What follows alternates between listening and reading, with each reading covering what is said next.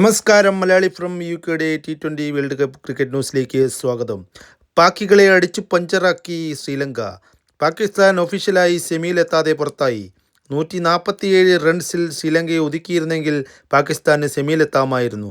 പക്ഷേ ക്യാപ്റ്റൻ ഷനകയുടെയും രത്നായക്കിൻ്റെയും മാസ്മരിക ഇന്നിങ്സിൽ പാകിസ്ഥാൻ കരിഞ്ഞുപോയി എന്ന് തന്നെ പറയണം. ഷഹീൻ അഫ്രീദി എറിഞ്ഞ ലാസ്റ്റ് ഓവറിൽ പിറന്നത് 22 റൺസ്. ഫസ്റ്റ് ബോളിൽ 4 ശേഷം അഫ്രീദി എറിഞ്ഞ 3 പന്തുകൾ ഷനക നിലം തൊടിയിച്ചില്ല. പാകിസ്ഥാൻ്റെ സെമി മോഹങ്ങൾ കാറ്റിൽ പറത്തി ഷനകയുടെ പോരാട്ടം. അങ്ങനെ പാകിസ്ഥാൻ്റെ ആരാധകർക്ക് നിരാശ നൽകി പാക് നക്ഷത്രം അസ്തമിച്ചു. ടോസ് നേടിയ ശ്രീലങ്ക ബൗളിംഗ് തിരഞ്ഞെടുത്തു. പാകിസ്ഥാൻ്റെ വളരെ നല്ല മികച്ച തുടക്കമായിരുന്നു.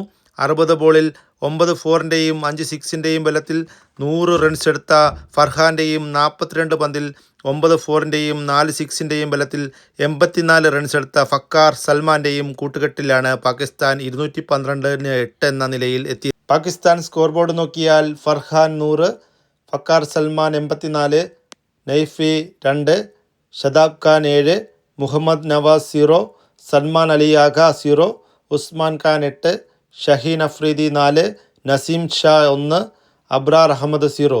മറുപടി ബാറ്റിങ്ങിനിറങ്ങിയ ശ്രീലങ്കയ്ക്ക് 3 റൺസിൽ നിസ്സംഗ പോയതൊഴിച്ചാൽ കമിൽ മിഷാരയും അസലങ്കയും ചേർന്ന ഒരു മികച്ച തുടക്കമാണ് കൊടുത്തത്. പിന്നീട് വന്ന രത്നായക്ക് ശ്രീലങ്കൻ സ്കോർ ബോർഡ് മുന്നോട്ട് കൊണ്ടുപോയി.